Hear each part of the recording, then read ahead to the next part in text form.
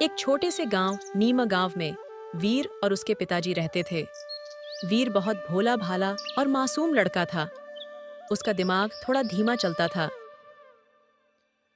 जिसकी वजह से गांव वाले उसे भोलू कहकर बुलाते थे और उसका मजाक उड़ाया करते थे। एक दिन वीर के पिताजी ने उसे आटा लाने के लिए भेजा। बेटा, 1 किलो आटा लेकर आना। घर में आटा खत्म हो गया है, रोटी बनानी है। वीर दुकान की तरफ चल दिया। दुकान पास ही थी, लेकिन वीर को हर बार कुछ न कुछ भूल भुलक्कड़पन हो जाता था। दुकान से लौटते वक्त वीर ने आटे की जगह चावल ले लिया। घर पहुंचते ही पिताजी ने देखा कि वीर चावल लेकर आ गया है। वीर, मैंने तुझे आटा लाने को कहा था, चावल क्यों ले आया? वीर ने मासूमियत से जवाब दिया। पिताजी, आपने ही तो कहा था कि चावल लाना है, मैंने तो वही किया। पिताजी ने सिर हिला दिया और सोचने लगे कि उनका बेटा कभी समझदार होगा या नहीं। इसी बीच नीम गांव में भयंकर सूखा पड़ गया।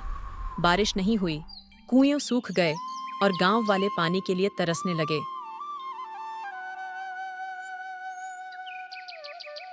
गांव का एक सेठ रतन लाल, जिसके पास थोड़ा पानी बचा हुआ था, उसने उस पानी को महंगे दामों पर बेचना शुरू कर दिया। गांव वाले उसे समझाने की कोशिश करते। सेठ जी, पानी तो ऊपर वाले की देन है, इसे बेचना सही नहीं है। लेकिन रतनलाल ने कहा, मेरी जमीन, मेरा पानी, मैं जो चाहूं कर सकता हूं।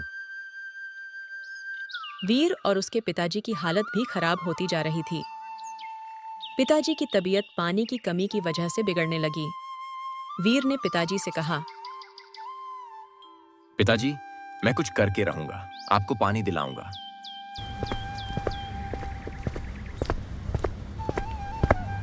वीर ने गांव के मुखिया से बात की, लेकिन मुखिया के पास भी कोई हल नहीं था। मुखिया ने वीर को एक रहस्यमय जगह के बारे में बताया।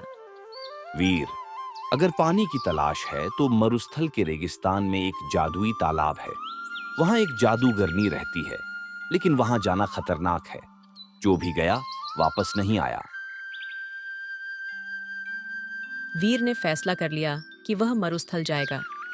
मुखिया की बेटी रानी, जो बहुत हिम्मत वाली थी, उसने वीर का साथ देने का फैसला किया।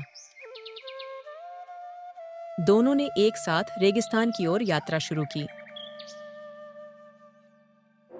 रास्ते में उन्हें एक भयंकर तूफान का सामना करना पड़ा। तूफान इतना तेज था कि दोनों के लिए चलना मुश्किल हो गया।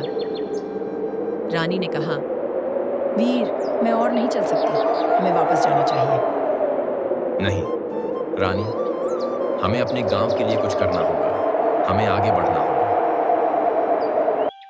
आखिरकार वीर और रानी को वह जादुई तालाब मिल गया। तालाब के पास पहुंचते ही एक जादूगरनी प्रकट हुई।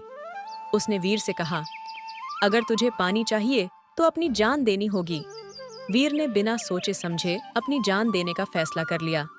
उसने रानी से कहा, रानी, मेरे पिताजी से कहना कि मैंने उनके लिए अपनी जान दे दी। गांव वालों से कहना कि पानी की कदर करें। जादूगरनी ने वीर की जान ले ली और उसकी कुर्बानी के बदले में गांव को पानी का तोहफा मिल गया। गांव वालों ने वीर की याद को अपने दिलों में संजो कर रखा।